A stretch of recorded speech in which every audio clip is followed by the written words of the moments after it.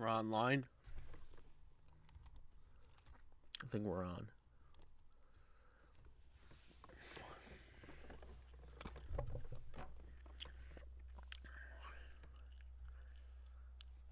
Let me until we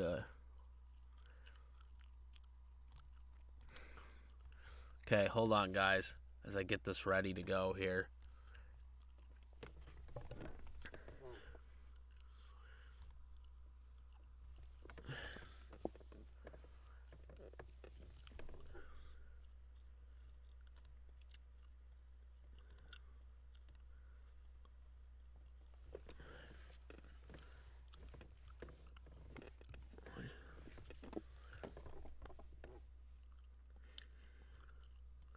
Okay, so we got that on. We can change the thumbnail right now, but I'll try. I'll just use what we did last time, if that's possible.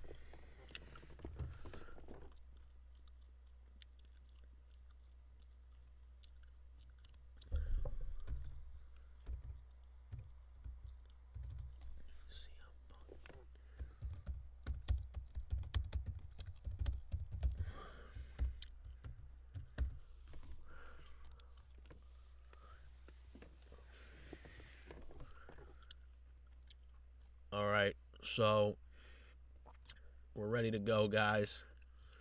Sorry for the little delay here. I just wanted to get everything set up. So,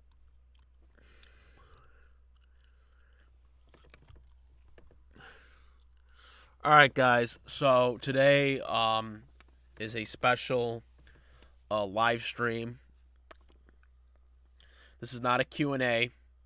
I won't be taking questions. This is a special live stream to talk about the updates and really all the info about the CM Punk scuffle. And, you know, where we go from here. So we'll get into some of the things that I want to talk about. With some of the stuff I've already talked about on YouTube. But also some new stuff that came out today. Technically yesterday at the time of this stream, since it's already technically past midnight in my time zone. So, you know, here we go.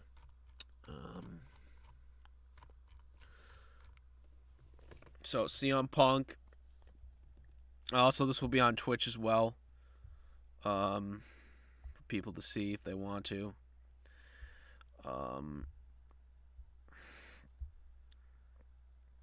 By the way, this is the SS Ultimate Goku back with another video. I don't know if I said that, but I should have. So I'll reintroduce it.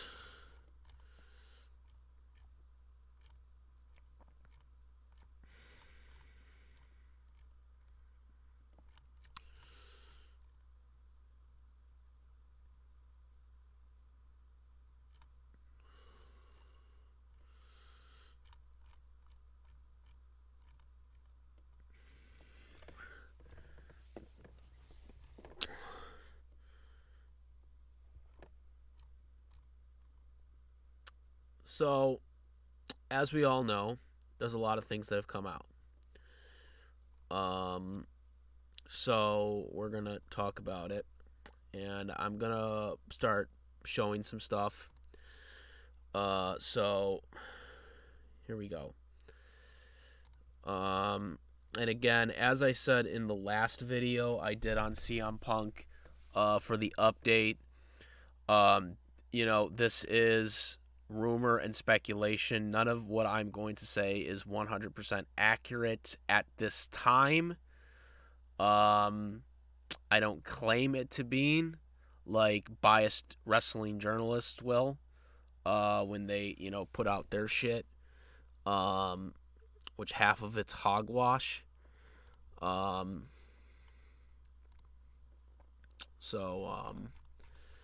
There's that. I wanted to pull up one more document here before we get started, but I can't seem to find it. One that, the stupid one that Dave Meltzer put out earlier today, or yesterday. So I can, just go over it here. Just so we have a little bit of where we at right now in this. And shows you how obscure that he is as a journalist. When I seen this, I laughed and chuckled, to be completely honest with you. When I heard about this news.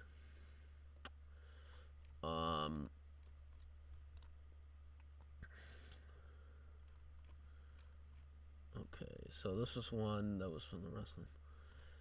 Okay. So, here we go, and I'm gonna start putting this up now. Okay. I'm gonna start putting this up now here. If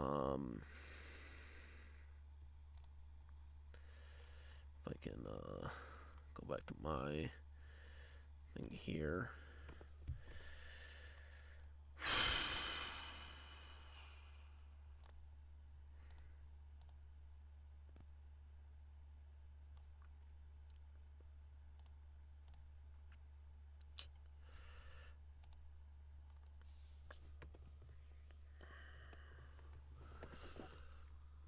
Okay, here we go. So we're gonna put the thing on here and we're gonna take this off. Okay. So all people can see this. I'm actually going to enlarge it just so people see it.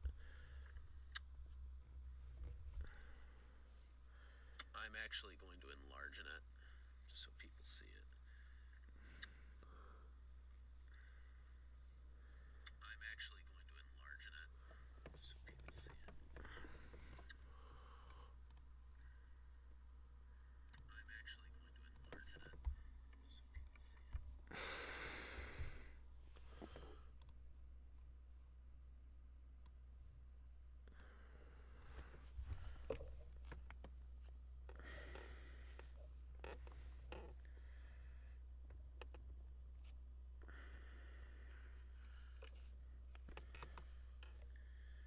Okay. I'm going to take this off right now. My avatar will be taken off for a second. Actually, no, I don't even need to take him off. Do I? Do I need to take him off? Okay. No, I don't need to take him off. Do I need to take him off?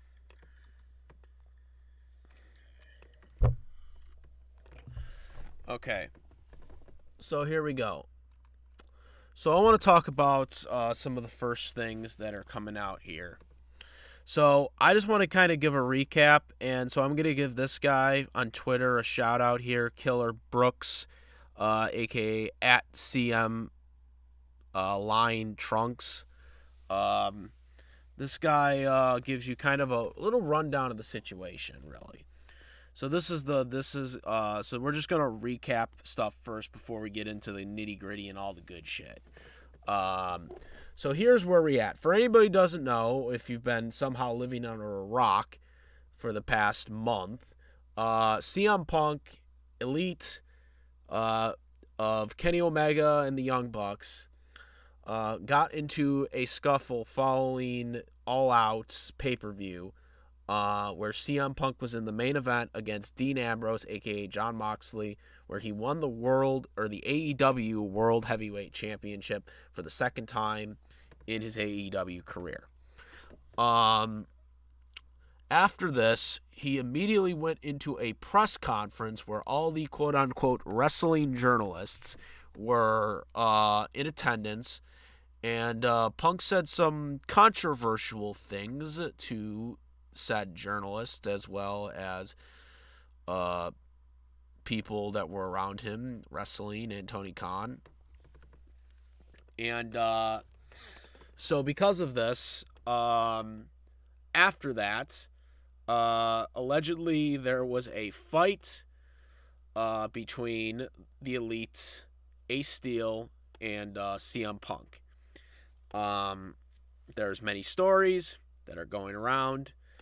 I led to believe the CM Punk side of it, where the Elite and Kenny Omega busted CM Punk's locker room down, where they confronted him and started shoving him, which ultimately led to a fight, in which Ace Steel decided to allegedly throw a chair at Nick Jackson, and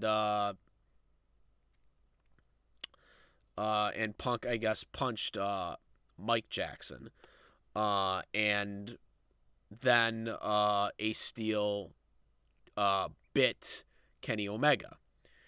Now, Ace Steel has claimed that the reason why he did this was due to the fact that his wife was in danger because she already had an injury, and she was in Punk's locker room basically caring for Larry the dog, which is CM Punk's dog. CM Punk's dog was at the event, which we know this because we've seen footage before All Out even started.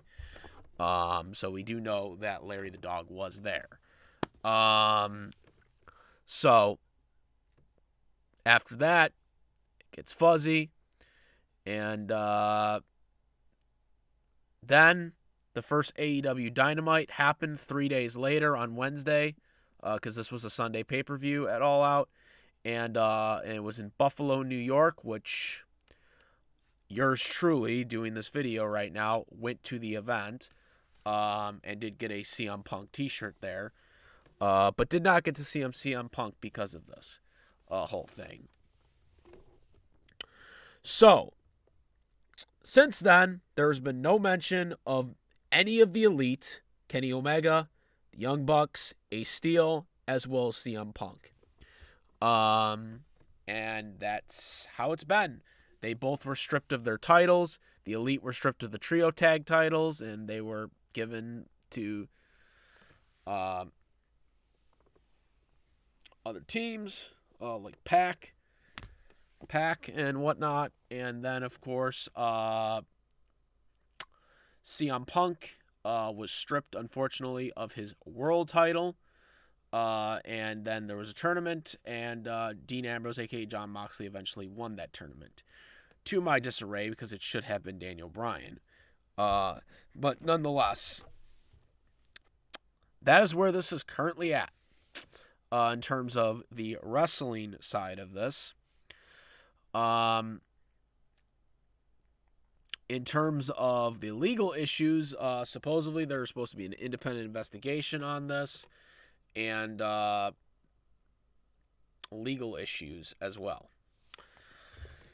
So here we go. From Killer Brooks at CM Punk Trunks. This is the recap right now.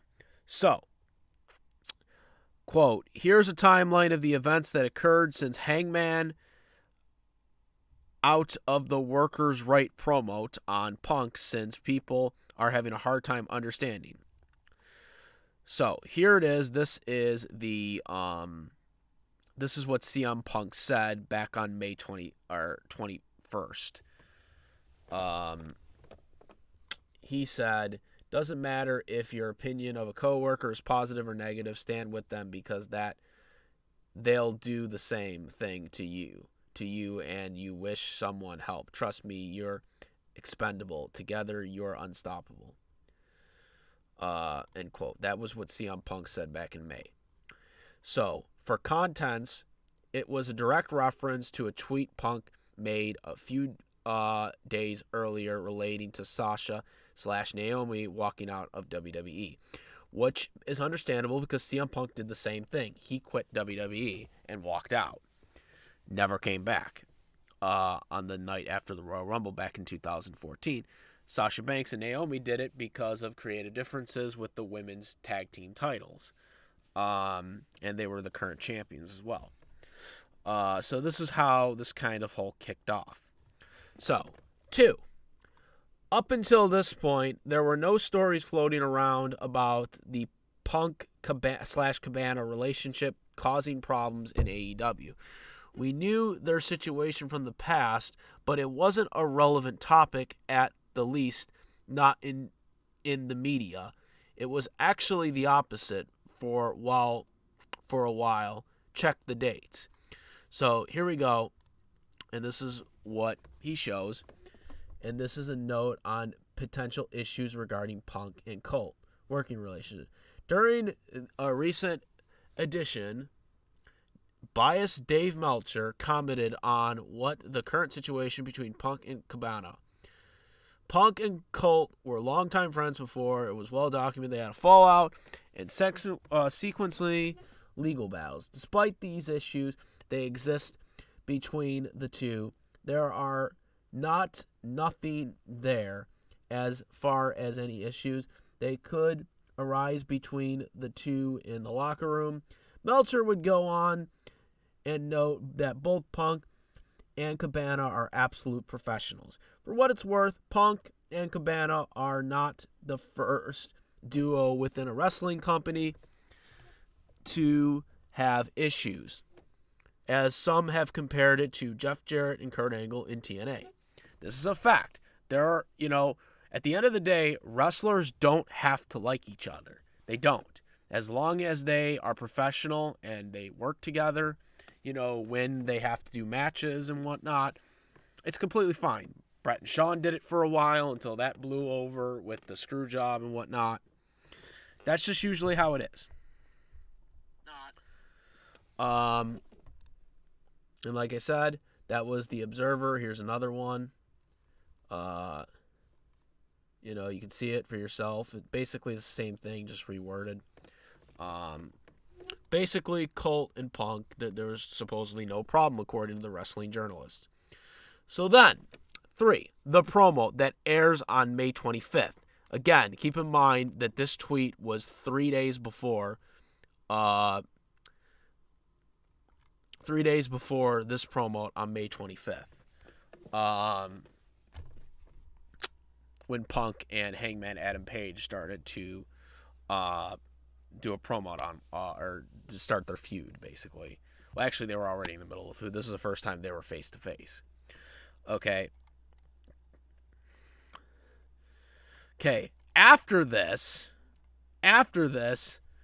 4, these articles came out about Punk and Cabana, with the narrative being him possibly being involved in Colt losing his job, quote, or being moved to the ROH because of his pull in the company and the relationship dynamite.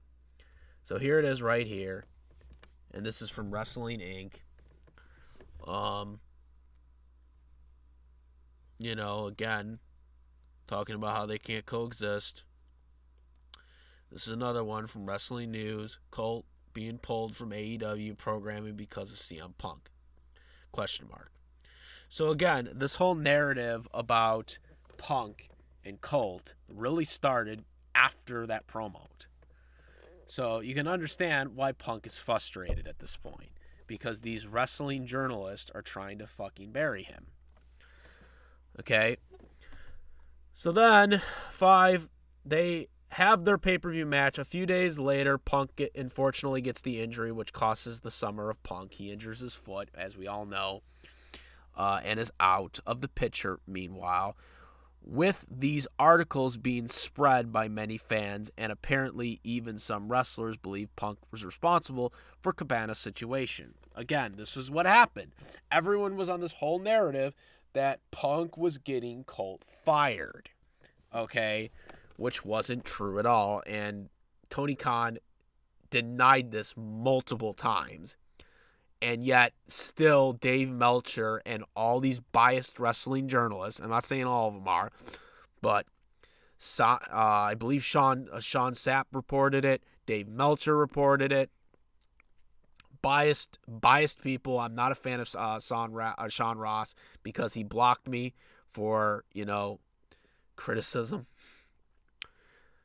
which is it wasn't even that bad. I mean, one criticism point on him, and he blocked me for it. So, fuck him. That's all I gotta say about Sean Ross. I've said more worse about Dave Meltzer than anybody else. I don't even think I've really said anything about anyone else besides Dave. So, that's my thing on Sean. I don't give a fuck what anyone says that he's a nice guy. You know, people can be dicks behind closed doors. So, that's all I got my opinion on him. So now number 6.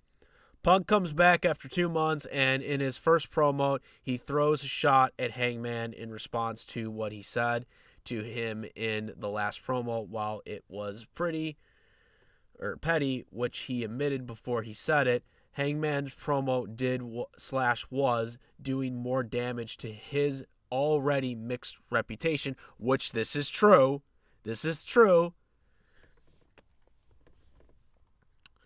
7. Reports have been coming out consistently since Punk came back from injury about backstage drama and personal issues of some revolt around him, and fans have been talking about and even some trolling him at events, chanting Colt's name at him. 8.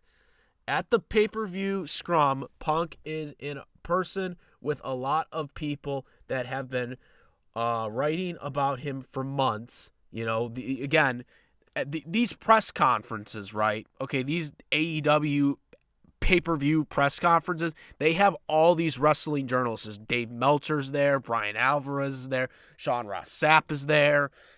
All of them are there. So when people say, oh, this was not the right time to do it, I can totally understand in Punk's mind why this is the right time, because they're the ones for months while he was out injured were saying all this bullshit about him. And now he is at the podium with them there. Why wouldn't this be a perfect time from his perspective to go off on them? Okay, and set the record straight. Felt this is the opportunity time to address the things being said about him, since people are turning against him and he hasn't said a word, so he gives his side of the story.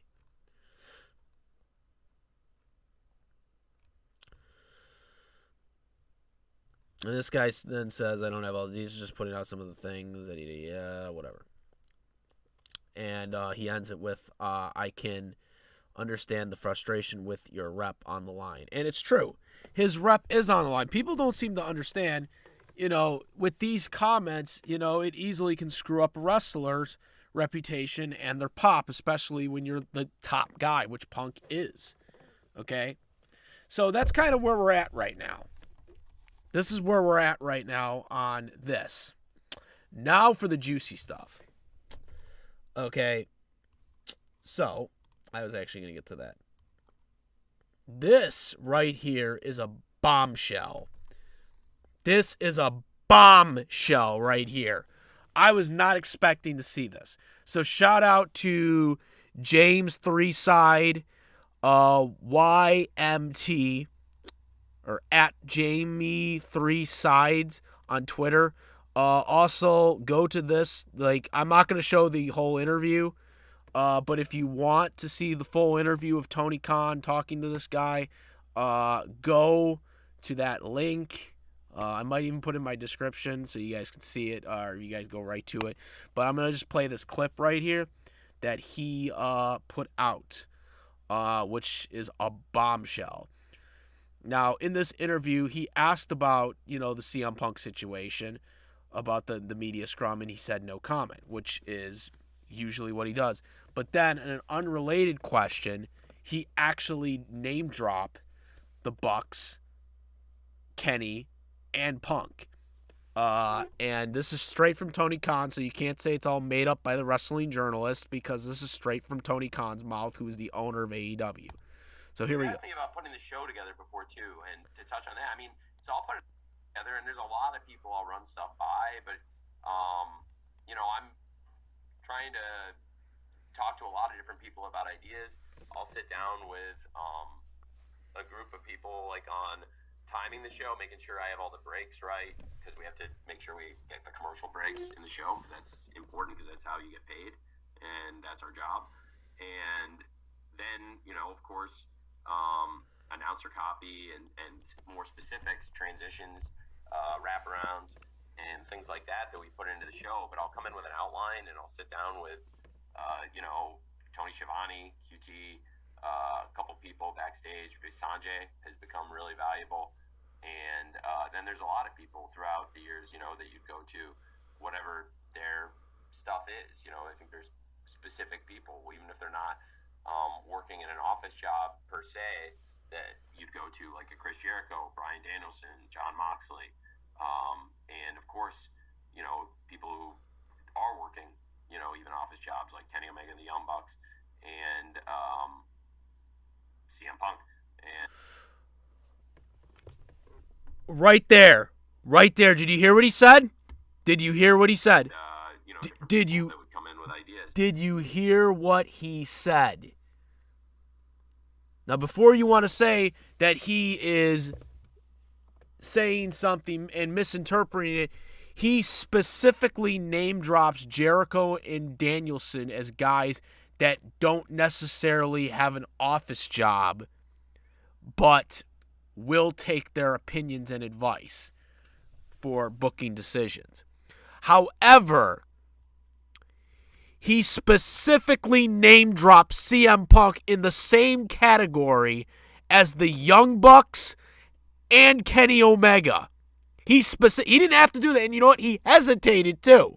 He hesitated, but still did it, so I know this is the truth.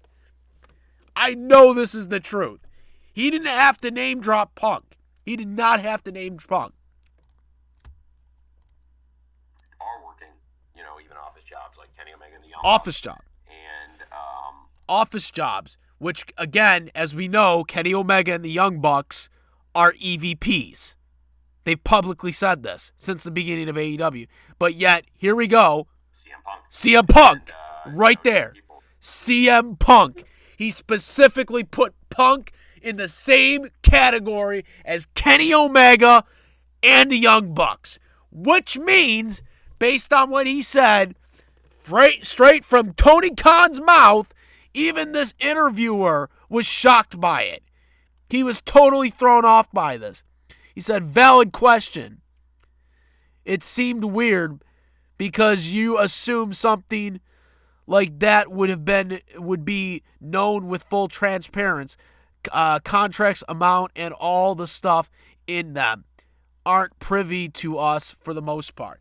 Right there, he was even thrown out because, again, earlier in this interview when he asked about the media scuffle, he said he didn't want to comment about it, which is what Tony Khan has been saying since everything happened. Okay? But yet he specifically name dropped him, which he didn't have to do that. He did not have to name drop Punk there. But he did. Which changes the game.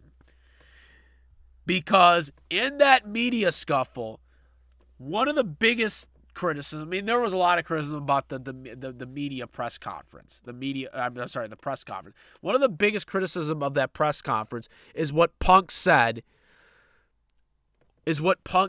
about, him right next to his boss saying, I have a fucking business I have to run. Implying that he's like the owner, because that's what Tony Khan would say, because he's the boss, right? Yet CM Punk said that, and a lot of people thought that was unprofessional and disrespectful. But now, this kind of holds more weight. This holds more weight because if Punk is an EVP, secretly an EVP, like Kenny Omega, like the Young Bucks, he is in the same rank as them. He is in the same rank as them. Which means it completely is understandable to why he would say that. If he's actually a goddamn EVP. Now again, I don't know if that's true, but based on what the owner of AEW is saying, it seems to be that way, since he said that he has an office job just like Kenny Omega and the Young Bucks. He even hesitated to say that, which is why I know this is true.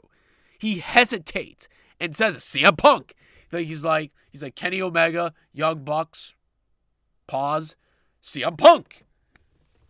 Like, he just, throws that right out there. He throws it right out there. That is a bombshell, bro. That is a bombshell. And no one would have known that had Tony Khan not done that. Even the interviewer was shocked by it. He was totally caught off guard by it.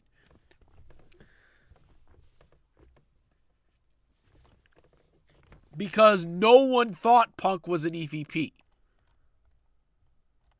I think more people really need to talk about this, and that's why I'm talking about this, because this right here was a juicy thing that we discovered with this interview. Again, go to Jamie Three Sides, go to this link for the full interview. But this was just something that I had to talk about. Very, very juicy. Another thing I want to bring up, because this was something that was reported by Wrestling Nomics Comics, I guess. I don't know who these guys are, but shout out to them. I don't know who they are, so sorry. Oh no, Brandon Thurston. I think I know. I've heard of him. I've heard of him before. I don't know him personally, but I have heard of him. I've heard of him through the website, so yeah. I guess he's part of the Wrestling Nomics. I don't know what that is. Like I said, I don't pay attention to most of these guys. But here's what I seen here. And this is what really caught my eye. So, remember last night on AEW Dynamite when the Acclaim came out and they proclaimed that the Acclaim were the #1 merchandise sellers in AEW? That wasn't true. CM Punk is the #1 merchandise seller. But, obviously, they haven't been mentioning CM Punk's name since All Out because of the suspensions, because of the media scuffle. So, they went to their #2 merchandise seller, the Acclaim, and proclaimed that they're the #1 merchandise seller. So, I do believe this is true. I believe that some people are not believing that this list is true. I believe this list is true because, again, AEW Dynamite last night proclaimed that the Acclaim, which is a tag team, they proclaimed that this team was the #1 merchandise seller in AEW, which makes sense because they can't mention CM Punk's name right now because he's suspended. Same thing with the Young Bucks and the same thing with Kenny Omega. They can't mention their names. So they went to their #2 merchandise seller and proclaimed that they were the #1 merchandise seller. But in reality, they're only #2.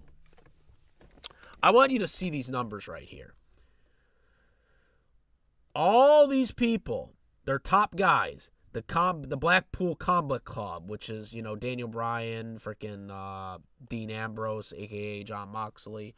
I don't know who gets a cut of this since it's like kind of a team. Cesaro and all that stuff. None of these guys make nearly close to as much as CM Punk makes. None of these guys have even passed 3 million. CM Punk is over $4 million. Number one guy in their company. Kenny Omega doesn't make shit. As a matter of fact, what actually...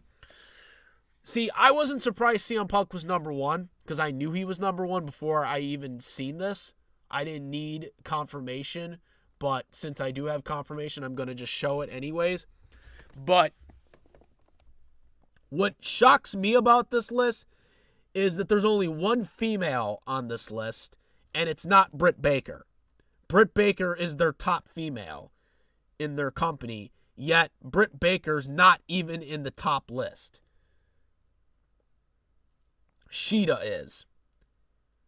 Sheeta hasn't been used on television like I think in a year.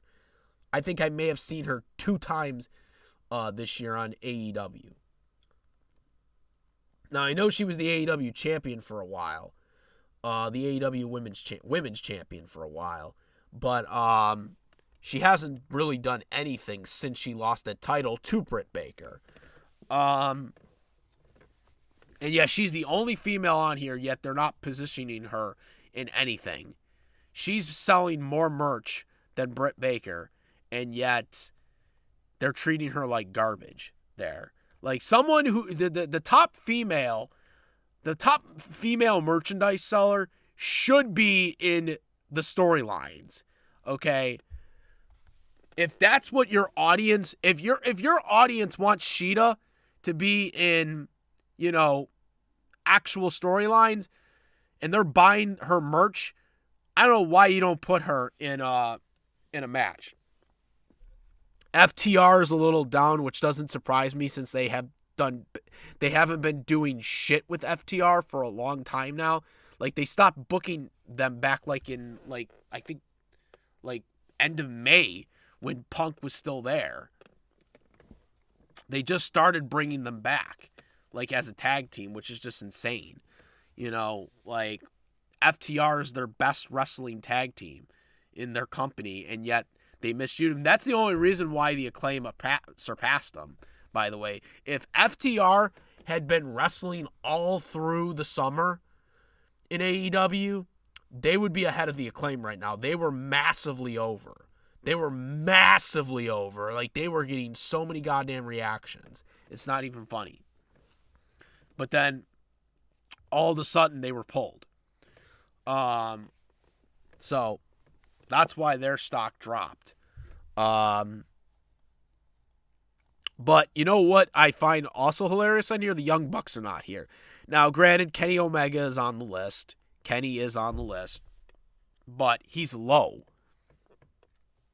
Same with Hangman. What this tells me right here, there's no way CM Punk is leaving the company. There's no way Tony Khan is going to pay back this money and even more to pay out his contract. Plus, even since the suspension, Tony Khan is still selling CM Punk merchandise at the arenas. I was in Buffalo. His shirt was still there. And there were most recent sightings of CM Punk shirts at Dynamite and Rampage. So, CM Punk is here to stay. They haven't been selling any of the Elite, the Young Bucks or Kenny Omega merchandise at the arenas. You can still buy them online, but you can't buy them at the arenas, but you can still sell Punk ones. So I just want to put this out here to all the Twitter mob that want to get Punk fired. Guess what? He ain't going anywhere. Fuck you. You guys are the minority. You are the vocal minority. The majority, the silent majority, are buying CM Punk merchandise. So if Tony Khan doesn't need these quote-unquote founders. Cody Rhodes moved on. Guess what? He can move on from the Young Bucks and Kenny Omega. He already has top guys. He doesn't need them. He proved that since they've been suspended, that he doesn't need those guys. Okay? So, CM Punk ain't going anywhere. I'm telling you this right now. So either Kenny Omega is going to play ball and apologize to CM Punk, or they're going to get out, which is why they're quote-unquote putting out WWE fillers, because Dave Meltzer reported that, right? Biased Dave Meltzer reported that, and then the next day he said, oh, that didn't happen, because he's got the Elite are in Dave Meltzer's back pocket. That's why. So they made sure that they didn't do it because Tony Khan has the whole tampering thing going on. So there's no way they can actually officially contact WWE. So that's why Dave Meltzer all of a sudden put out that report that it wasn't true, which is, it's bullshit. Dave Meltzer's just biased towards the Elite, as per usual. So yeah.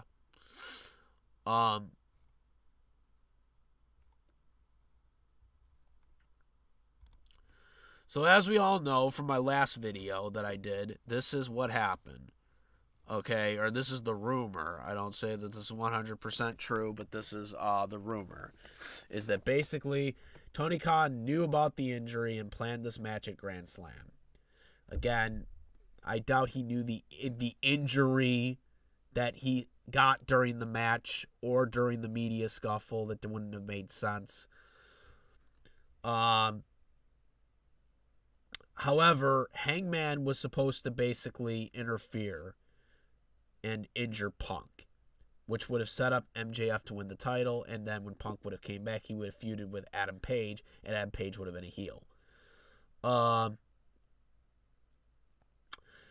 Adam Page and Elite, Omega, and the Bucks strongly disagree with Tony Khan and CM Punk. Again, I bring this back. If this is true, they should be fired because they're not listening to the boss. Tony Khan went with CM Punk's opinion, and the Elite didn't like that, so they bitched about it like Click and crybabies. And if this is true, they should be fired on that merit alone because they're not listening to their boss. This is why the media scrum happened, where Punk went off script, stating that the EVPs couldn't manage a target, with Adam Page not wanting to work with Punk, so MJF could win, which would sell the real-life feud between Punk and Hangman, which, again, would have made sense. But, of course, Hangman didn't want to play ball. He didn't want to be a heel because he's a little dick, which is why I'll never cheer for him again.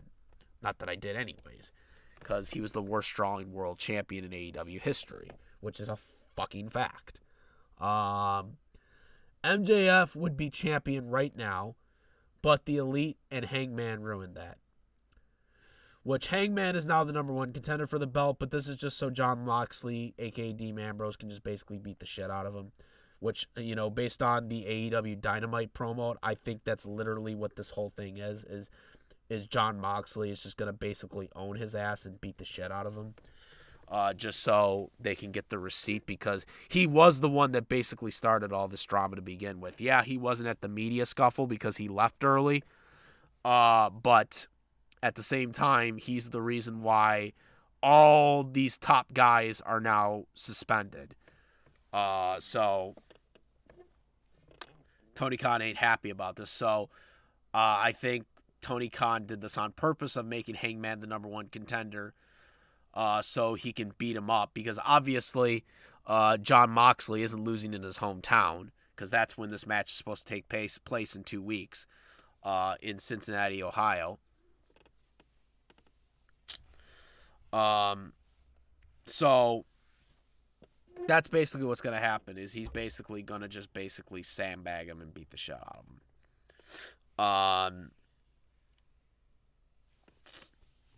And then he's just going to move on to MJF, who is, you know, again, this is basically a filler feud. This is basically a filler feud just so Jon Moxley can beat Hangman and put him in his place for what he did.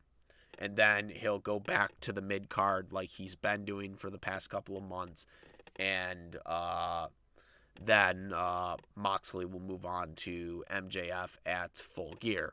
I'm assuming it's going to be at Full Gear, the next pay-per-view for AEW. Since he has a guaranteed title match.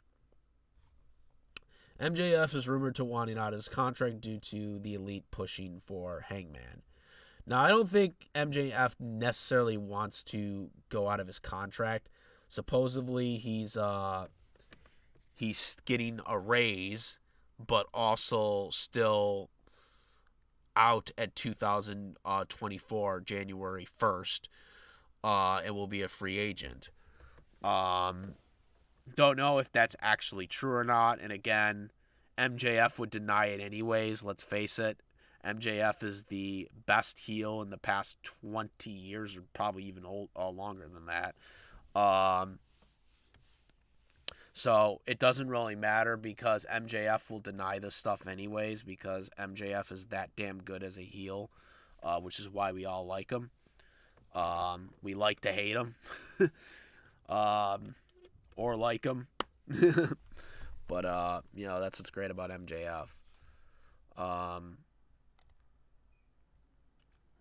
So a little other tidbit here. Well, actually, we'll get to that later. We'll get to what this is. So this is other news here that was reported. Once again, Dave Meltzer and all his biased fortitude. So basically, an uncooperated party reportedly threatened legal action, delaying AEW's investigation into the backstage altercation between Punk and the Elite. Now, this is kind of a stretch. I mean, you could still do an investigation regardless. But I guess because they're not, coming into interviews, then I guess they have to delay it, I guess. But you could still interview other people in the meantime. But I just hate this headline because this headline, again, makes it seem like it's Punk because Dave Meltzer, again, is biased towards the Elite. So Dave Meltzer, once again, is kind of stretching it out. Now, someone brought this up to me when I was talking about this bullshit earlier on Twitter. But someone brought up to the point that it possibly could be Ace Steel that could be the uncooperating party.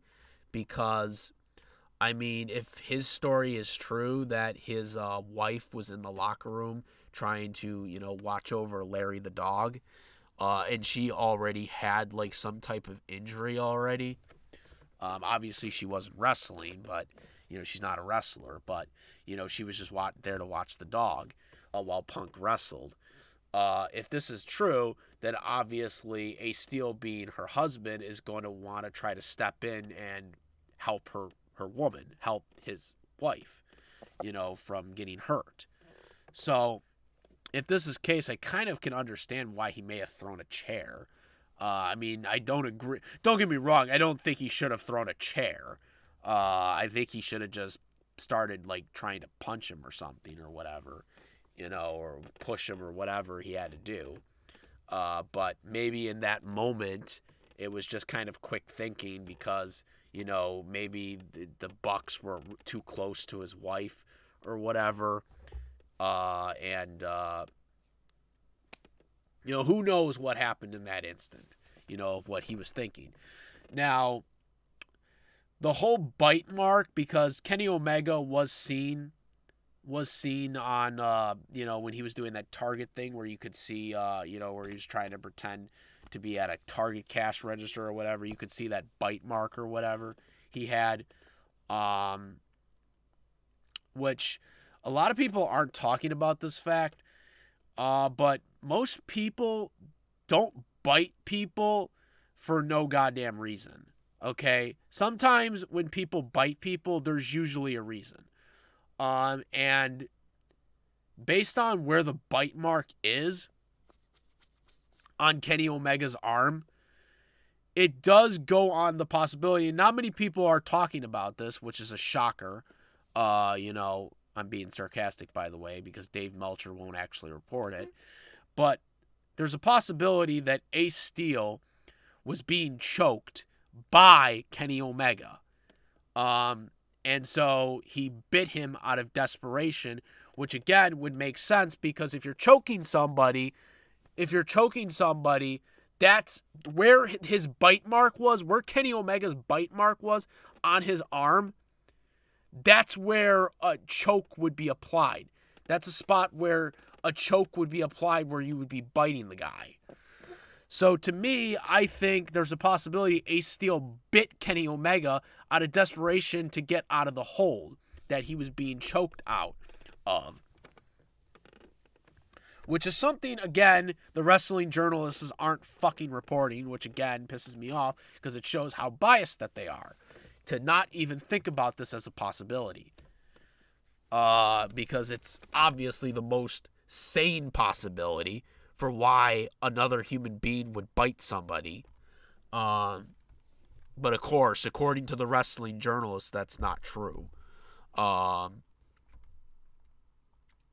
So here's what it says, according to biased Dave Meltzer. The investigation into what happened to the Fallout proves to be a slow and tough process. The physical altercations between Punk, Ace, and the Elite send ripple effects through the AEW locker room, with many people having different opinions on how the incident went down.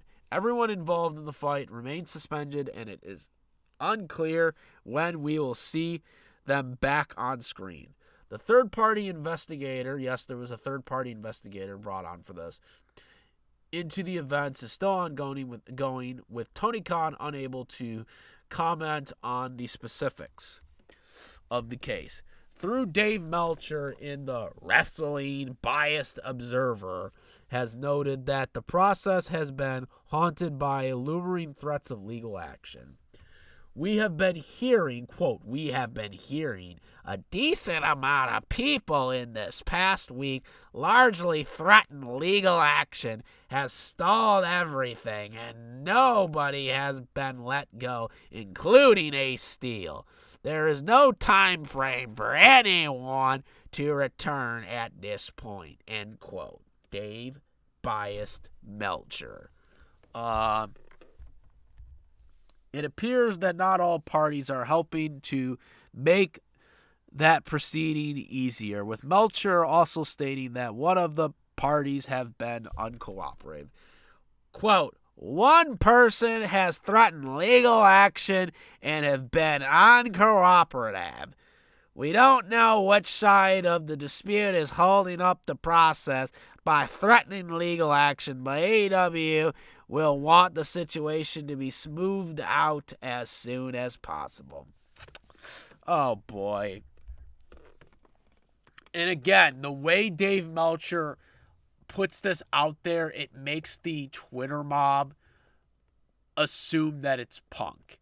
Because he also put out a couple days after the media scuffle that, quote-unquote, Punk had threatened legal action. That he had threatened legal action against the Bucks and Kenny Omega, which we don't even have actual confirmation if that's true. We still don't know if the story's actually true that he's trying to report. Because, again, Dave Meltzer is biased towards this entire story. He loves the Elite. He's a mark for the Elite. Okay? All right? This dude overrates these guys like they're like God messiahs. Okay? I'm not even kidding. And that's my biggest issue. Okay? Again, if you guys like Dave Meltzer, which honestly I don't know why people do. He's the biggest con artist in wrestling for journalists. But if you actually like his newsletters or whatever, for whatever goddamn reason, you can't trust him on this. You cannot trust him on this particular story because he has been biased every step of the way. He put out false bullshit articles that started this drama with the Colt Cabana shit, and now he's doing it even after, which just proves CM Punk's point during the press conference. Okay? Which is why I tell people, look, even if you somehow like this guy, you can't trust him for this particular story. Okay? Because he is clearly 100% biased towards the Elite. Okay? And that's just the fact of the matter. He won't even consider any story that may be true for the other side and, positive. And that's the biggest issue. So, fuck Dave Meltzer. And, that's my thing about him. Also, I should bring this up too, because this happened yesterday too. This now, granted, this is not related to CM Punk, but it does kind of go into the whole idea of what's going on right now about fights in AEW. So now, supposedly last night before the AEW Dynamite, live AEW Dynamite / the taped AEW Rampage, since they did both shows at once, Andrade was sent home, but Sammy Guevara was not, even though they fought each other. Now, there were like promos that were exchanged prior to Dynamite, a couple days before, but then they decided to have backstage heat. So I want to also clear this thing up, because a lot of people have been saying that CM Punk was the one who started this locker room drama, which is bullshit, because the drama had been starting before Punk even got there. There had been drama looming, which ultimately led to Cody Rhodes leaving, by the way, for WWE, once he got banished to the Codyverse and was, basically buried by them with the stupid Arn Anderson promo. He was booed, and the fans wanted him to turn heel, and he refused. And so he went to WWE, and now he's even a bigger star. But he signed an NDA to not talk about anything, because Cody Rhodes is a former EVP for AEW. But now he's with WWE, so he's not an EVP of anything anymore. He's just a talent for WWE, a wrestler for WWE. But TMZ reported this about, Sammy and Andrade were involved in the backstage altercation. We've been told incidents have been backstage at Dynamite. Sources have said Sammy allegedly pushed Andrade and punches were thrown. According to sources, it was unclear who was hit. This is not a storyline. There was back and forth. Sources, several wrestlers are pissed at Sammy for publicly airing his personal / private issues, and things just boiled over at the arena. Andrade posted somewhat of a cryptic message on social media. Respect me and I'll respect you.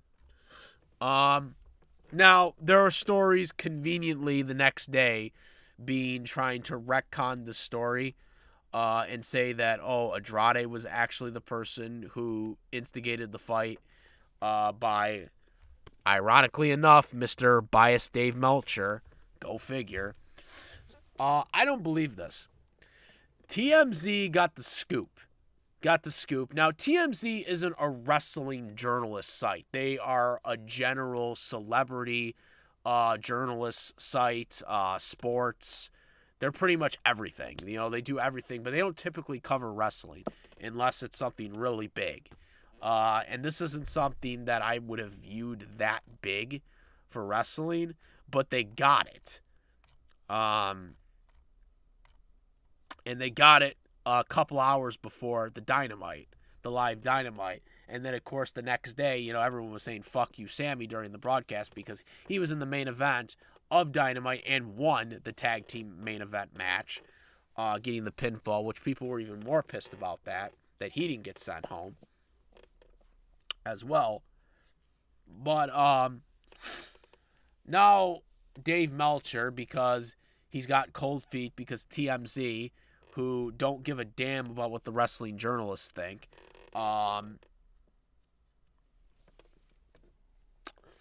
they got to report it first, and now they're trying to retcon the story and try to turn it around that Andrade didn't, he instigated the fight, not Sammy, and that's why he was sent home and Sammy wasn't.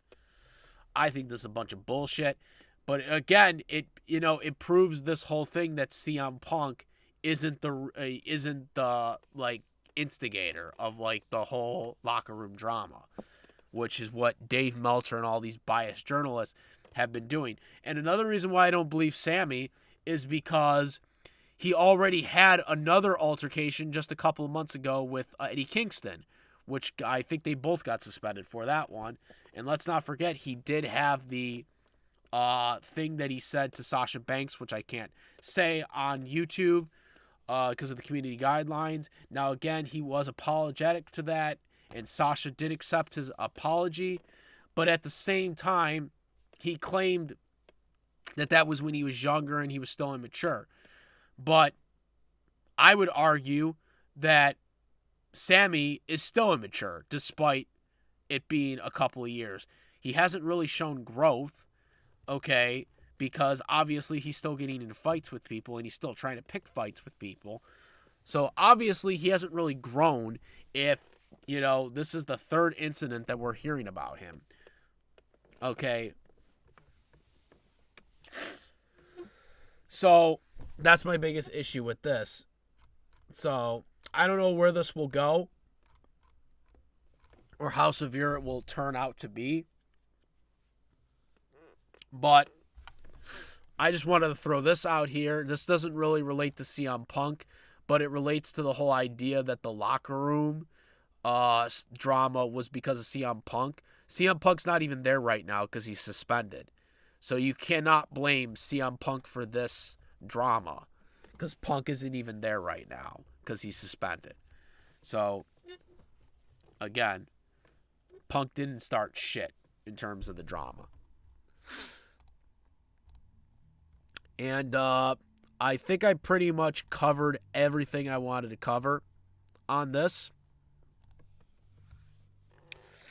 So, with that, that will be pretty much it. If anyone wants to ask me anything or wants me to address and clarify something about this story, that's pretty much all I will be asking or answering if I can. So, yeah.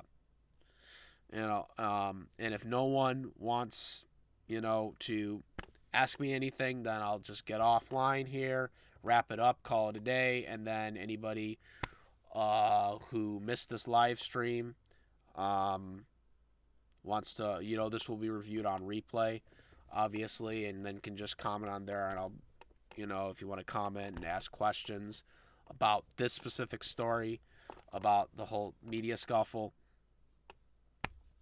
I will try to reply back best I can with an answer. But yeah. So that is the update for the massive update for CM Punk. The plot thickens, ladies and gentlemen, as the title of this video indicates.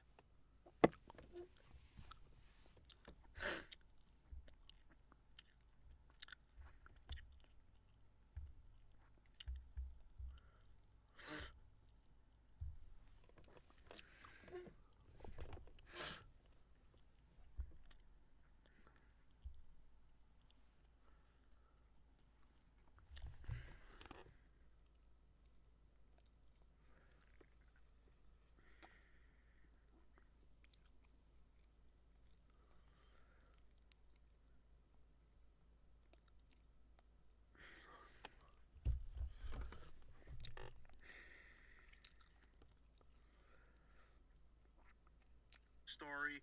That's pretty much all. I'll probably give this another minute. I mean, we've been here over an hour, so.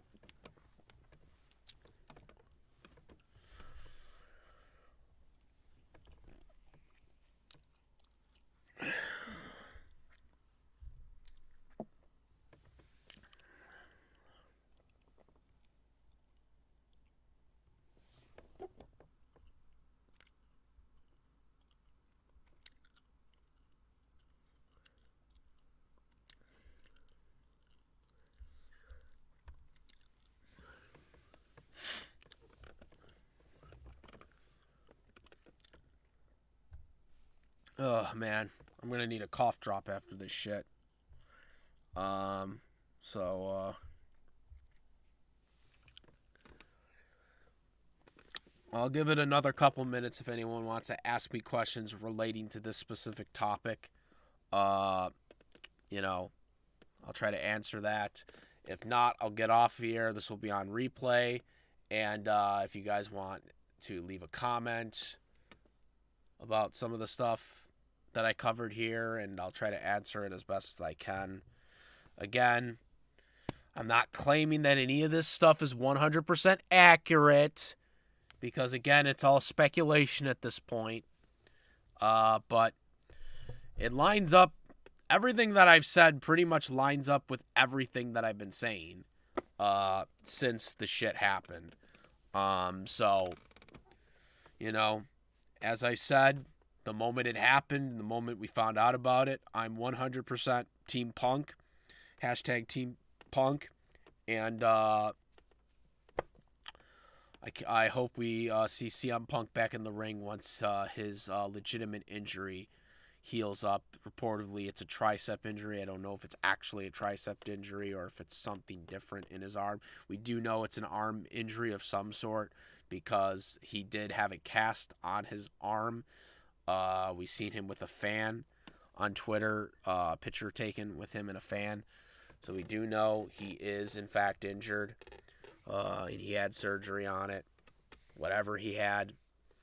If it is a tricep injury, that's 6 to 8 months before we could potentially see him in the ring again. AEW has said that they won't release anybody from their contracts.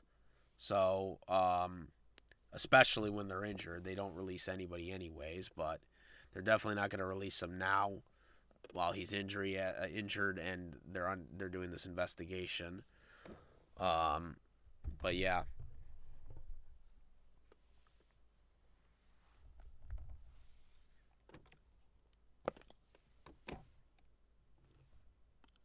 Excuse me. Got 4 people watching. That's cool, I guess. Thank you to the guys that are watching this. Anybody who's watching this shit right now.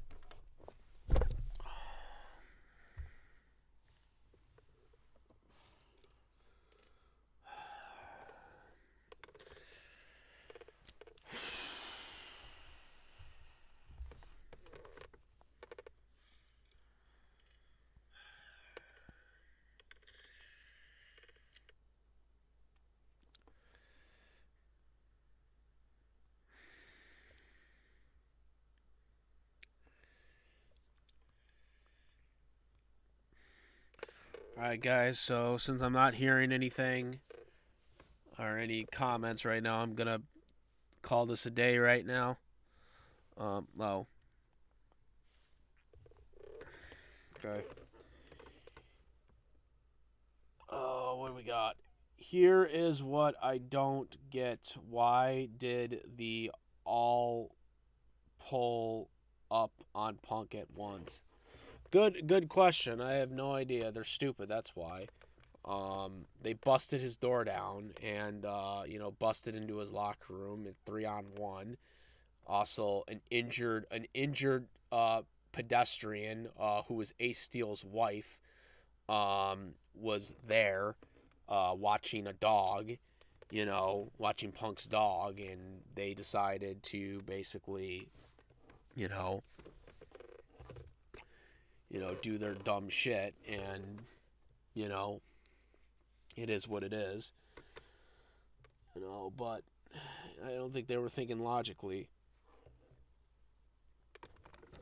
What they should have done, what the Elite should have done, was they should have went to TK, and they should have waited to talk to Punk in Buffalo.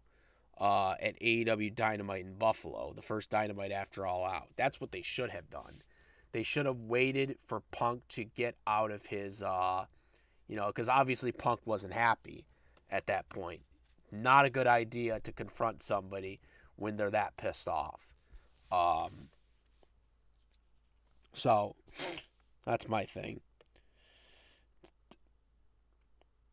Yeah, they should have talked. What they should have done was they should have talked to Tony Khan first. Then they should have waited to talk to Punk until they got to the next event in Buffalo to talk to Punk. And, they could have had a meeting together with TK and air out their grievances. That's how they should have handled it. Now Hangman is getting another title shot. Well, I've already talked about this. They're only giving him a title shot. Well, one, if Hangman had been there, he would have been suspended as well, because he would have been a part of the media scuffle as well. The only reason why Hangman didn't get suspended was because he wasn't there, because he lost his all-out match, which, because he lost his all-out match, he wasn't going to be at the press conference. So Hangman decided to beat the traffic and get out of there early. That's the only reason why Hangman didn't get suspended, was because he wasn't there for the media scuffle. But if you watch the most recent Dynamite, Dean Ambrose, a.k.a. Jon Moxley, puts him in his place. In terms of the title shot, I think the only reason he's going to lose the title shot, it's in Cincinnati. They're going to have the match in 2 weeks in Dean Ambrose's hometown of Cincinnati, Ohio. There ain't no way he's losing the title. I think the only reason why they're doing that match is because they want to kind of put Hangman in his place. That's the only reason why I think they're doing that title match. They're giving him a title match because Moxley wants to put him in his place. He wants to beat him and put him in his place. It's a filler feud. It's a sandwich feud, so to speak, from him to MJF. Because the next feud he'll have is with MJF. Because they're not going to have that feud until, because the next pay-per-view is Full Gear. And that's in November. So there's no point in starting the feud right now, fully with him and MJF. That's why they're doing this filler feud, so they can buy some time and then do the title match for MJF. Probably the smartest thing Hangman did was leave early. You're right. Dean did put him in his place, because I was like, don't tell me Hangman is going to do this crap again. Yeah, Dean ain't going to take that shit. Dean, I don't exactly know if Jon Moxley is on Punk's side, because he did kind of jab him with that best in the world statement in that promo, but I do believe he's pissed off at them. I don't know what's I'm under the belief that Ambrose is not on either side, but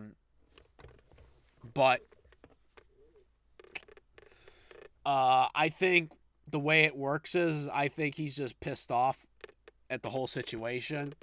And I just think that's why they're doing this, because he needed a filler feud, a filler title match, before he goes up against MJF at Full Gear.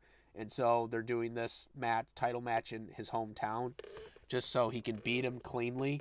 That's what's going to happen. I think the promo he did is an indication of what's actually going to happen in Cincinnati, Ohio, is he's just going to beat the shit out of him. He's going to beat the shit out of him and retain the title. Because in the promo they even say they never faced each other one-on-one. So think about that right there. They never faced each other one-on-one. So Jon Moxley beats him cleanly in the ring. Now he has a 1-0 streak against him, which means he's now considered better than him in the eyes of the rankings of AEW. So that's why I think they're doing this match. They're doing this match as a filler match before they get to the MJF match in November, because that's going to be at Full Gear. And so he successfully defends it against Hangman, and then Hangman goes back to Hangman goes back to the mid card after this. That's what's going to happen. Is he's going to go back to the mid card after he loses to Dean Ambrose. Yeah, he was supposed to be on a vacation. He was supposed to return to AEW Dynamite in Cincinnati, Ohio, where he defends the title against Hangman. That is actually when he was supposed to come back. He wasn't supposed to come back until then. And now, Jon Moxley being the locker room leader that he is, he's now put everything on his back. I personally think they should have given the title to Daniel Bryan. I don't think it mattered if he would have been a transitional champion to MJF. I think MJF would have gotten a really good match with Daniel Bryan, but Moxley's going to give him a good match too. So it'll still be good regardless. But yeah, and it's very unfortunate. But yeah, as I talked about with all this bombshells and all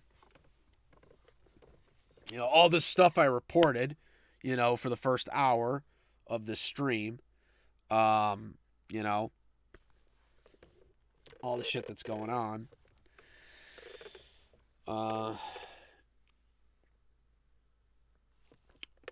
I don't agree with that. I think it was going to either be Moxley or Daniel Bryan. I don't think they had any plans for Jericho to win the title because I think their plan was always for him to win the Ring of Honor title.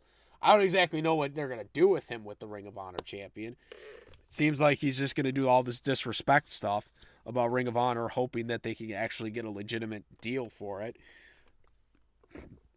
of some kind. But I think it was going to be between Daniel or Moxley. But, I think they've kind of really dropped the ball on Daniel ever since he had to put over Hangman. And I think winning the title would have helped him, even if he did lose it to MJF, I think it would have still meant a little bit more that, oh, look, Daniel Bryan is now the AEW champion, Moxley already had the title twice, so it wouldn't really have affected him at all. But it really doesn't matter. Because, again, at the end of the day, like they said, Moxley's going to lose the title to MJF at Full Gear. That's pretty much how it's going to be. So, they do the filler feud, so Moxley can beat the shit out of Adam Page, so he can say that now he's 1-0 against him, and then have him go back to the line because he won't be getting a title shot probably ever again after that. And then after that, he puts over MJF at Full Gear. No, Daniel is a big deal. The problem is AEW's booked him like shit. That's the problem. Daniel's still huge. Daniel still gets huge pops. He's still got the yes stuff going on. He still gets huge pops. The problem is he's been booked like shit. That's the problem.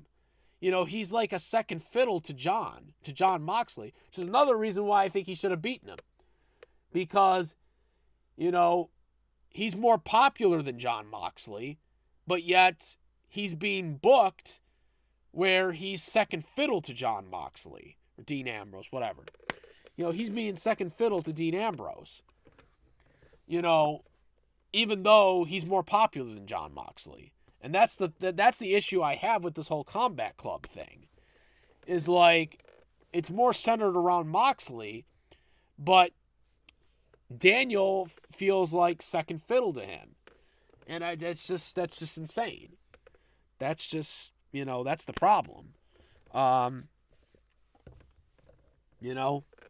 People are still doing the yes stuff, even though they don't promote that. Even though they don't promote the yes stuff, they still do the yes chant. It's still out there. I'm all for Danielson. Yeah, God, I've too many names. Bryan Danielson versus Warlord for the TNT belt. At least we will see a title. Maybe, but I don't know. Daniel probably would put Wardlow over because Wardlow, you know, they're really pushing. And see, Daniel's willing to put people over too. That's another thing. That's sometimes going to be a detriment to his character too. It's okay to put people, like, to put young guys over, but sometimes it can affect the booking scheme if you put too many people over. Yeah, we'll just have to wait and see. I don't know exactly who Wardlow's going to lose the title to, the TNT belt to, but it'd be interesting to see if they do that. But they could also go with what they're, Daniel's supposed to face Jericho for the Ring of Honor title. It'll be interesting to see if Danielson beats Jericho for that, or if they decide to have Jericho have the title longer. But yeah.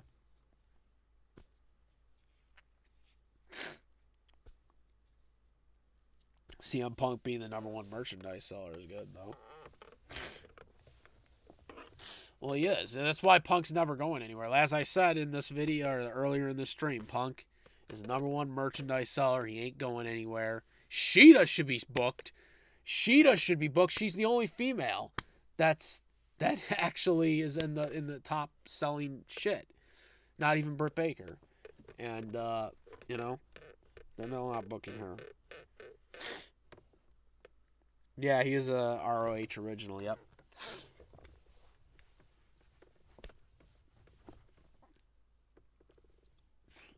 That would be kind of cool.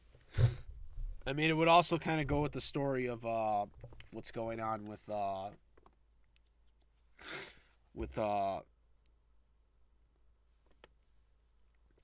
it'd also go with the idea of with this whole they're doing Daniel Garcia. Yeah. Yeah, I'm not a fan of Daniel Garcia because I know people that know Daniel Garcia. See, Daniel Garcia comes from where I'm from. And I know people that knew him during the Indies. Okay? I know people that knew him, and I've heard a lot of bad things about him. That's all I'm going to say about Garcia. I've heard a lot of bad things about Garcia. Because he's from my neck of the woods. And there are some people that I know that have pictures with him and have met him when he was like on the up and ups, trying to get into AEW, when he was still being trained. And I know people that know him, so I'm kind of a little biased. That's why I don't really like talking about Garcia. I don't like talking about Garcia, but because I have a kind of bias towards Garcia right now because I know people that I'm friends with that actually knew him when he was being trained. So I don't want to really talk about Garcia that much, but yeah, I think it would go with the story of Danielson and him and Jericho.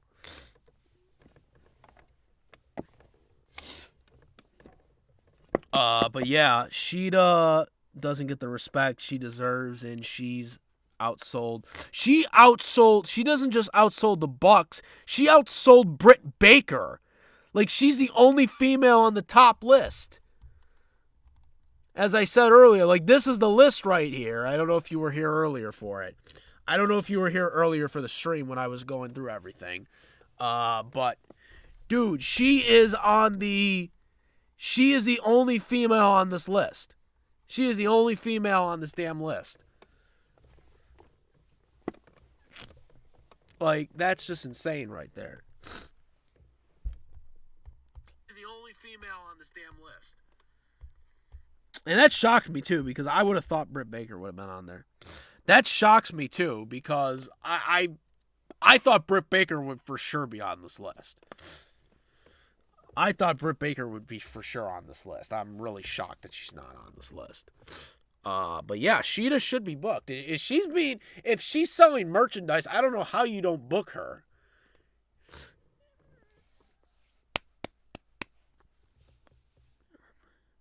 I mean, I like Britt Baker. I think she's the best female in the company. I think she's the best female in AEW. But I mean, if Sheeta's selling this, if Sheeta's selling the merch, I don't know how you don't book her. if she's selling the merch, I don't know how you don't book her. You know, I think I've seen her 2 times on television. I think I've seen her 2 times on television so far this year. This year, I think I've seen her 2 times on television. That's it.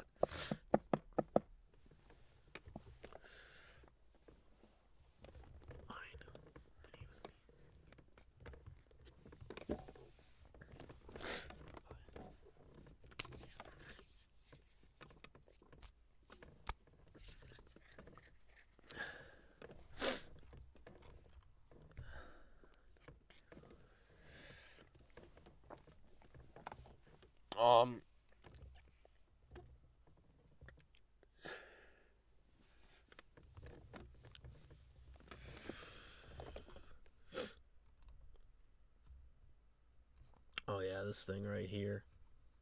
EVPs. CM Punk was trying to run the business. Or a front office in some way. Yeah. Possibly. I don't know. I mean, she has a visa, so I'm assuming she lives in the United States. Well, usually when they have like a work visa, like they usually have a place that they stay in the United States while they're like working in the United States. Like if she has a green card, for example. So I would think, she has like some type of green card to be working in the United States. So she could be booked more, but I don't know if that's true or not. I don't know her situation. So, and then of course CM Punk apparently was either an EVP or front. That was the bombshell. That was the bombshell of this whole stream. This right here was the main reason why I did the stream. Was this right here. If they would have done the stream, I would have kind of done these videos and I would have kind of done this all individually. But because I found out about this today, or yesterday technically, my time zone, this is why I did the stream. Because of this right here. And we played this clip. Full video is at that link, which I'll probably put in the description after the stream's over. But this right here was the main reason. If I hadn't seen this, I wouldn't have made this stream tonight. But I was just like, this was too groundbreaking for me to completely ignore this right here. To completely ignore this video right here, because this kind of changes everything. Because Punk had been getting shitted on for being unprofessional, talking to his quote-unquote bosses, okay, because the EVPs are technically supposed to be higher than Punk because Punk's a wrestler, right? And they're wrestlers and EVPs. But if Punk was an EVP as well, then they don't have a shit egg to stand on. They don't have a shit egg to stand on. If he was actually an EVP in secret. And this is straight from Tony Khan. This video right here is an interview of Tony Khan. Tony Khan said this. Tony Khan didn't have to name drop him at all. He did not have to name drop Punk. He did not have to name drop him. He name dropped him as a front office position with Kenny Omega and the Bucks. He hesitates, pauses, and then says CM Punk. So obviously it had to be true. Yeah. Were you here for it? Were you here for it? Were you here earlier for the stream? Like, the first hour of this stream, I basically went through the entire stream. I went through all this shit through the stream. But basically, this interview right here basically confirms that Punk. So in this interview, like this guy, shout out to this guy right here, Jamie 3 Side, which I shouted him out earlier. Yeah, that's fine. This will be on replay anyways. For anybody to watch. But again, but this right here, like, and I highly recommend to watch the full interview, but this clip right here is all I put on because everything else, it's just, it is what it is. If you want to see it, it's a good interview. But this right here was the thing that intrigued me. And it was even the guy who interviewed Tony Khan. Even the guy who interviewed Tony Khan was shocked by this. He went on Twitter and literally was asking questions with people, and he was even shocked by it because he was not expecting him to say that. Because earlier in the interview, he had asked about the media scuffle and CM Punk, and Tony Khan said no comment, which is what he's always been saying about it since All Out. He even says right here, valid question. It's weird that because something that being well known, full known with full transparent contact amount and all the stuff in there aren't privy to us for the most part. So he was even like shocked by this. He was caught off guard by this. But he named, so here's, You asked me about putting the show together. I'm not going to show this full thing again. I'm just going to skip to the last part. Working in an office job per se that you'd go to, like a Christian, working if they're not, their stuff is, I think there's so here it is, people, right? Even if they're not working in an office job per se that you'd go to, like a Christian. So he says, so here he says people that are not office job per se. So he's people that have a lot of influence but are not office, not EVPs or whatever. Chris Jericho, Bryan Danielson, Jon Moxley, the top guys, basically. The three top guys right now, right?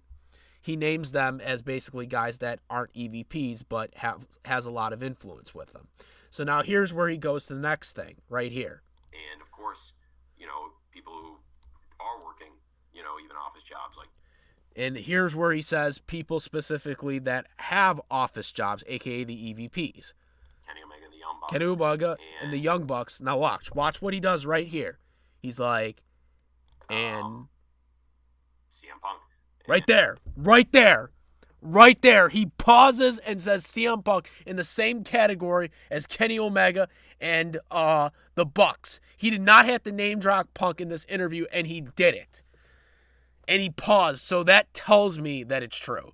Because why would he not? Why would he hesitate? He hesitated and still said it. Like, right there. He didn't have to do that. He did not have to do that, and he did it.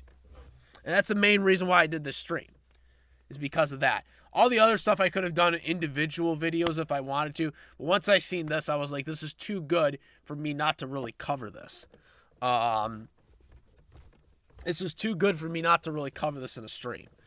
And then, of course, the merchandising thing that came out today also just kind of incorporated with everything with this. So I got to cover that as well because that came out today as well. So, but I wouldn't have made the live stream for that. I wouldn't have made this live stream for the merchandise thing. That would have been a single video at some point. I wouldn't have done that as a live stream. But this right here was really the main reason why I decided to do a live stream. Was because of this. All the other stuff that I did was just kind of gravy here. All the other stuff that I talked about was just gravy at that point. So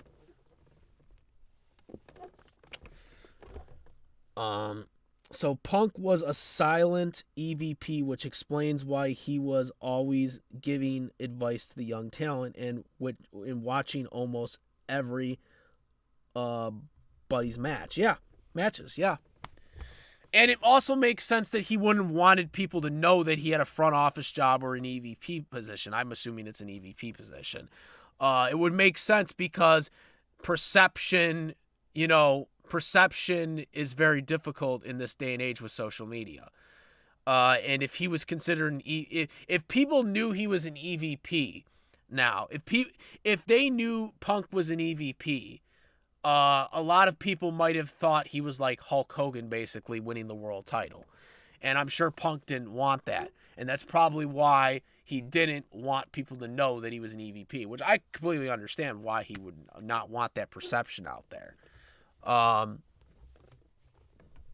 So, it completely makes sense. So when he said, I'm trying to run an effing business here,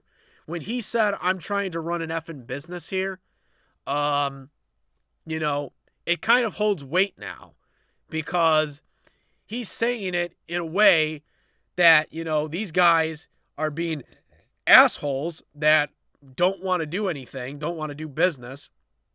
And,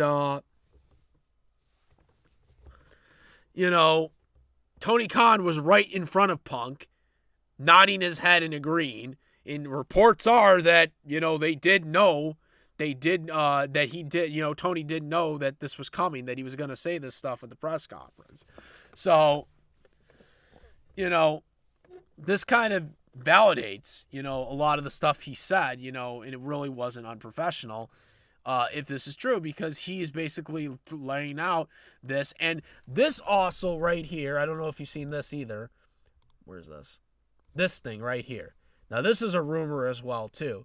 Some of this stuff I do find skeptical because Punk being actually injured before the pay-per-view makes no sense.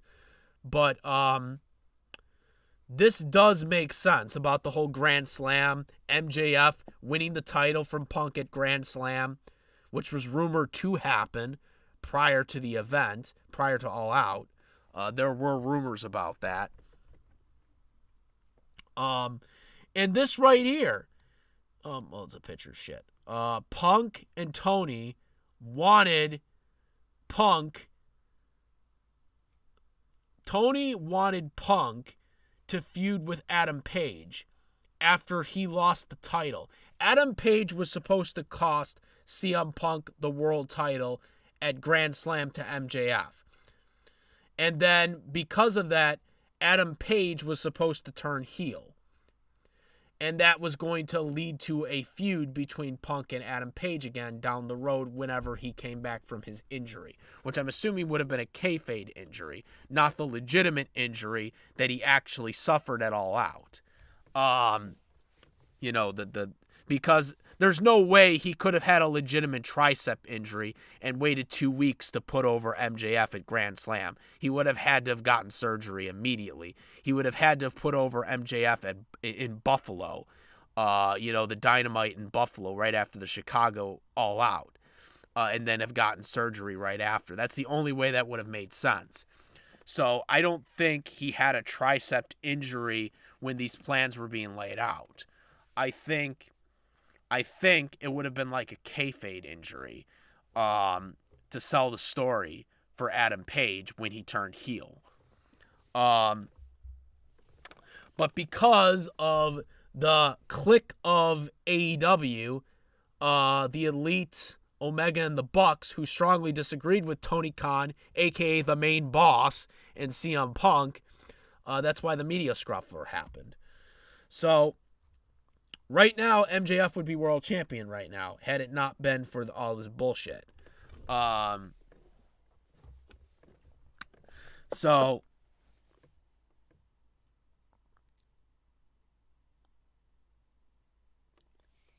Yeah, and that, should have, definitely. So, like I said, some of this I think is skeptical because he definitely didn't have an injury before the event. Unless they were planning like a kayfabe injury, to sell heat for Adam Page as a heel. But again, it shows that the Elite are cliques. They're clickers. They're cliques, basically, of AEW that want everything their way. And if they don't get their way, they're going to be dicks about it. Tony Khan is the main honcho. And if Tony Khan agrees with CM Punk's plan, then that's the end of the discussion. That should be the end of discussion. But, of course, the Elite didn't like that. Which also opens the idea of the whole feelers. The feelers. Dave Meltzer posted that article about, biased Dave Meltzer posted that article about how they were going to put out WWE feelers after he was suspended, and then the next day they said, oh, no, that wasn't true. That's all bullshit. The only reason why, because Dave Meltzer is biased towards the Elite. So he's going to do whatever they say in terms of reporting shit in their favor. So Tony Khan has made it clear that there's no tampering with WWE. So that's why he basically said that story isn't true, that there was no WWE feelers. Because I believe this right now. And I know so many of these stupid wrestling journalists are going to keep saying that Punk's going to be gone or whatever.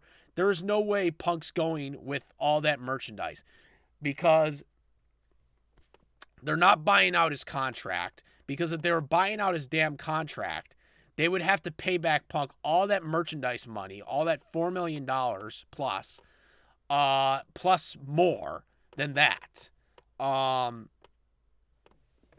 So there's no way they're paying out Punk's contract. Okay, that shit's not happening. Okay, and the Bucks and the Elite know this because guess what? Punk's merchandise is still being sold at the booths in the arena. I got his t-shirt when Dynamite came to Buffalo. It was still there. There was no Elite t-shirts whatsoever. There was no Kenny Omega t-shirts. There was no Young Buck t-shirts. There were no merchandise of them at all. And from other people that have gone to the events since when I went to Dynamite, there has still been CM Punk merchandise at the booths. And there has been no Young Bucks. There has been no Kenny Omega merchandise whatsoever since the suspension. So Punk's not being bought out. This is all bullshit by the wrestling journalists. And if anyone's leaving, it's them. I'm telling you right now, I don't care what any of these journalists say. Tony Khan would be a fool to listen to the Twitter mob. He'd be a fool to listen to the Twitter mob and have Punk be bought out or released or fired his contract.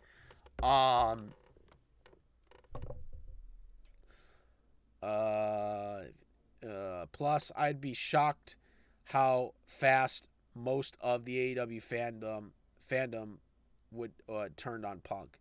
It's because they're biased towards the Elite. A lot of the hardcore AEW fans are just, mostly the ones on Twitter that have no life, are the ones that are basically, being biased towards everything. Which again, they're the silent majority. They're the silent. I'm sorry, the silent. They're not. They're the vocal minority. They're the vocal minority. Most of the people that aren't on Twitter don't give a shit and still buy CM Punk merchandise over Kenny Omega and the Young Bucks merchandise. And they're the silent majority. Yeah, it might be. Also, Jim Cornette did say that the Bucks were crybabies, and when he tried not to do so, many flips in your matches and Bucks were. Yeah, I've seen his take on the Young Bucks and Kenny Omega.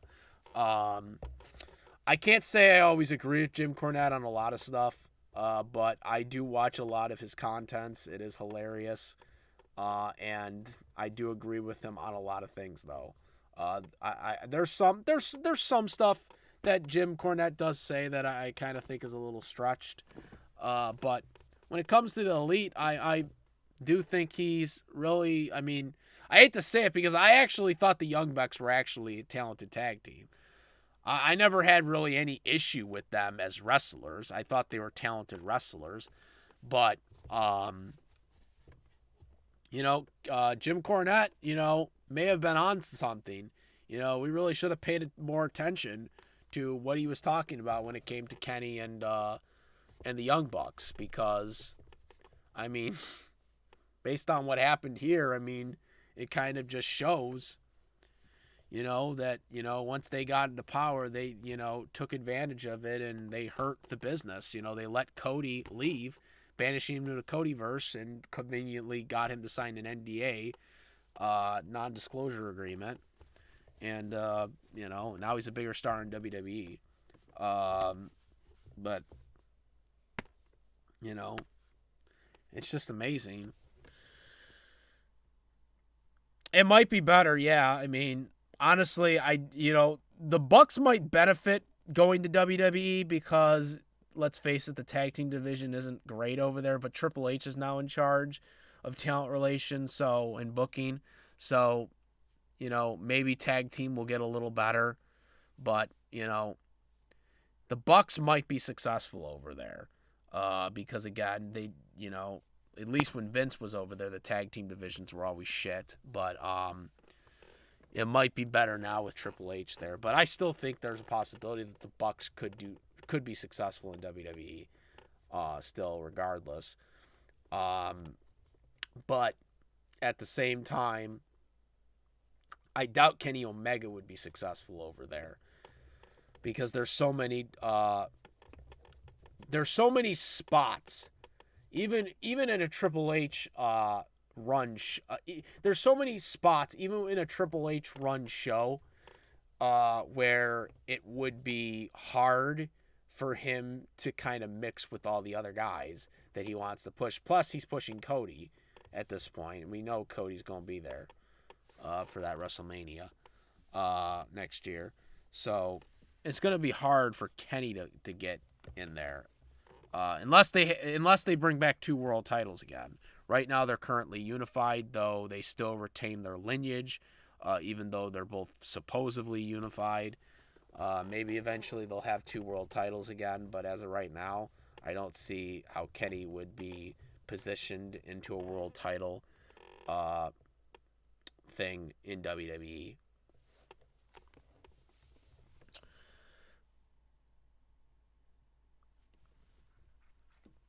Yeah, they made sure Cody signed an NDA because they didn't want him to air it all out.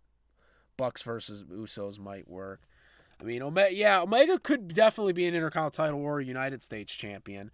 I could see that. I just can't see him being a world champion in WWE unless they have 2 world titles again. Then it might be possible.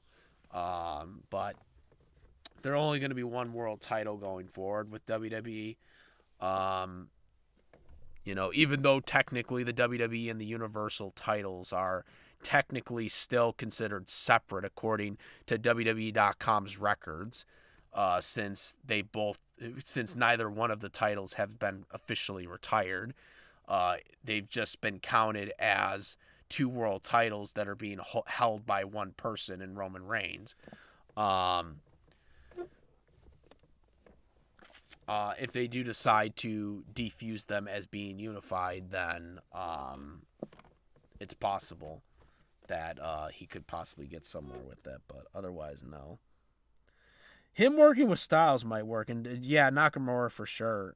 Since Nakamura obviously being from New Japan, because that's where he kind of came from, Japan. Definitely could work. They work the New Japan style, so and it wouldn't be like a clunker like AJ and Shinsuke's match was at WrestleMania, because Vince McMahon was the one that was running that bullshit match, which is why it didn't work. But now with Triple H in charge, it could work for sure. I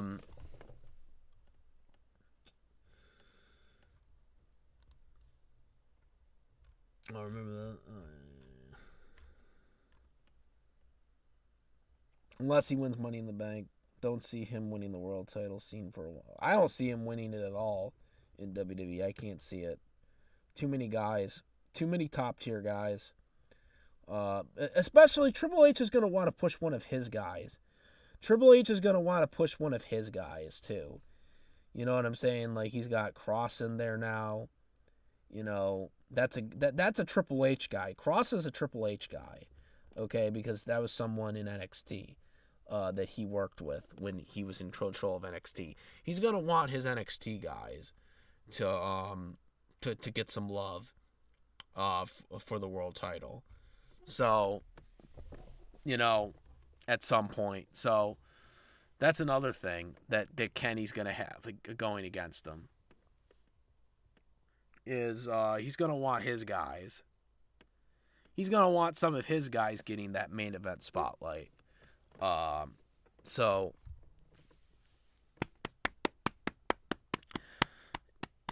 possibly, but Finn is kind of old now. Like, Finn's kind of old now, though. So, I mean, not that it matters, but in wrestling years, it sometimes kind of does. I mean, Finn can still go, but I don't know. Sometimes with the way things are, sometimes when you get to a certain age, they're like, okay, can this guy be the world champion now? Because you want to market somebody for, the next couple of years. So, I mean, Finn, I think, is like 47 now. So, I mean, it's kind of tough. Finn seems to never get to catch a break because, I mean, he was the first Universal Champion and he only had the title for a day and then never won it back, because of the injury that he got. But, yeah, I don't know. Possibly, but, maybe Triple H has a different mindset than Vince would when it comes to that, to the age thing. But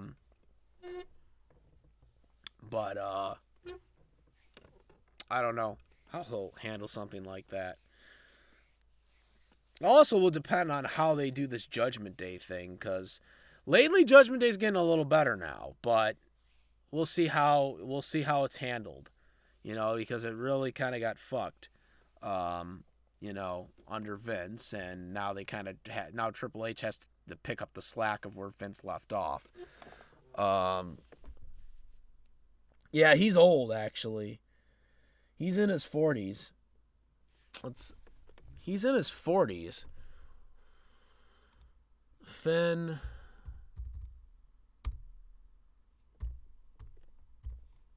He's in his 40s, I believe. I think. Maybe he's... Oh, he's 41. I'm sorry. I'm wrong. I'm like 4 years off. Or 7 years off. 6 years off. I thought he was 47. I thought he was old.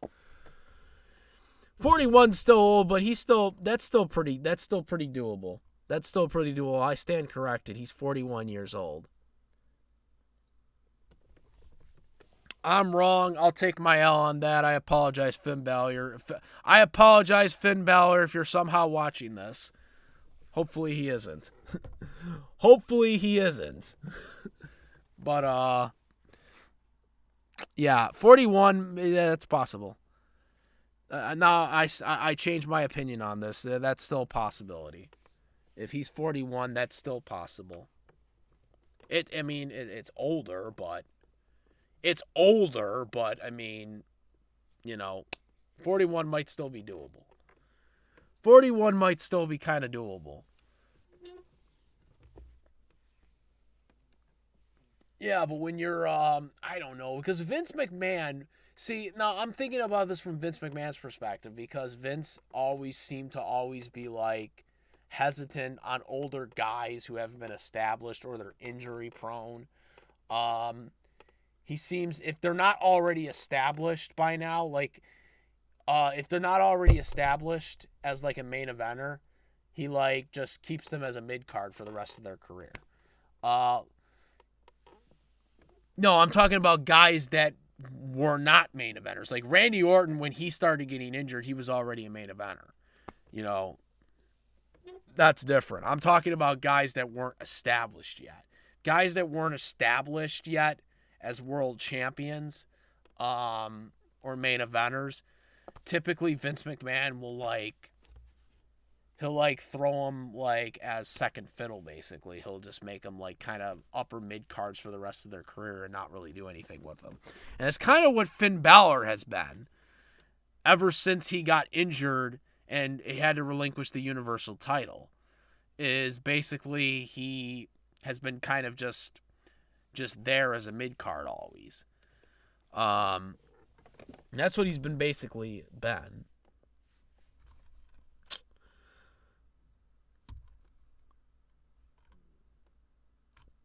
And that's what he's basically been for, the past 5 years or whatever. So maybe Triple H can do something. The Judgment Day's got sort of momentum now because of... ever since Triple H took over, it's gotten some momentum. So maybe it's possible. We could see something. But they would have to push him now because, you already have Cody, you know, possibly getting the world title.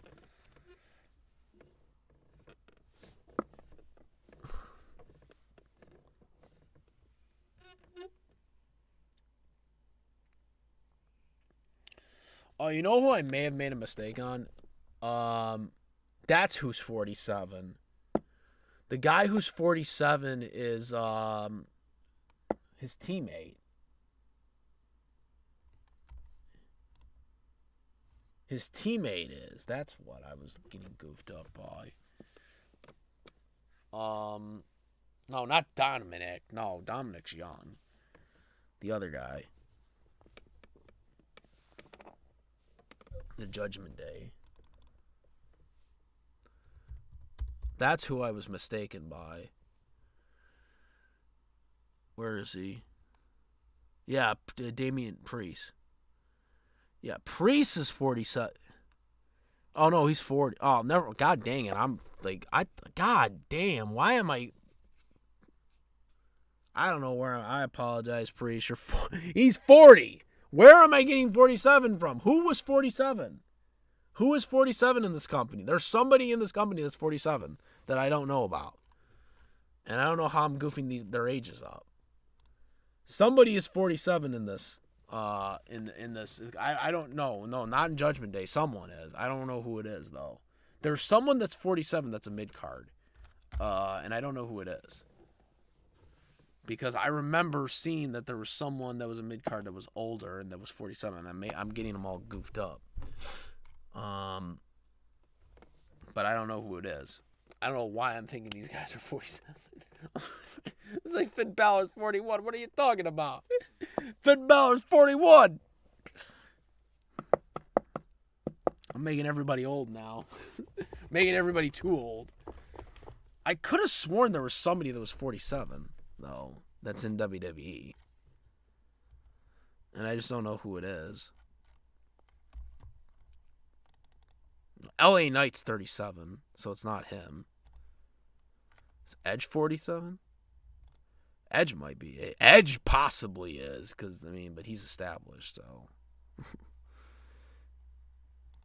Former leader.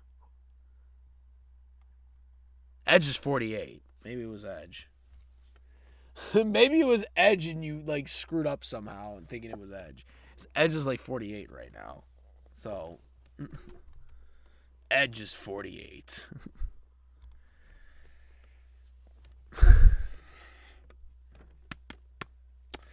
Maybe I just mixed up Edge somehow. I don't know why I would mix up Edge with them. But.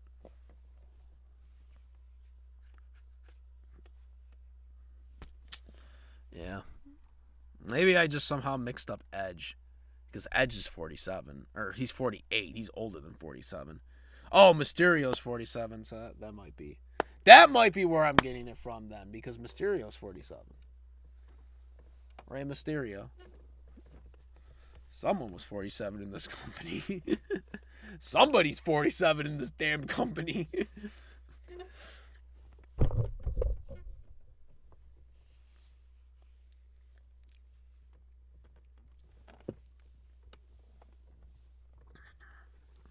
Yeah, Rey Mysterio can still go, though, so I don't mind it.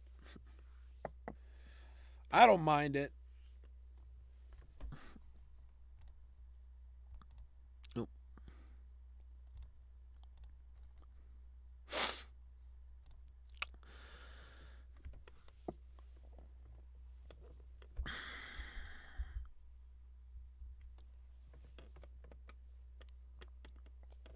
But I think that's it. I covered everything I wanted to cover in the stream in the first hour. So, this was just kind of extra at this point. Extra fiddle at this point. Extra filter. But yeah. That's it. The special video presentation. Comment, rate. I'll probably split this video whenever this video comes up. Just for the whole portion of the what's it called? the stream of all our evidence that we posted. But yeah, that's it. Comment, rate if you like this video or any of my other videos and streams. Subscribe, like. I do have a Twitch follow. Just follow Twitch. We got, where is it? Let's put this out here. Just hold on before we leave here. Before we leave, put this out here. Besides YouTube, I do have the Twitch. To follow. Instagram, all SS Ultimate Goku. I also do have my Discord stream. Discord, fictional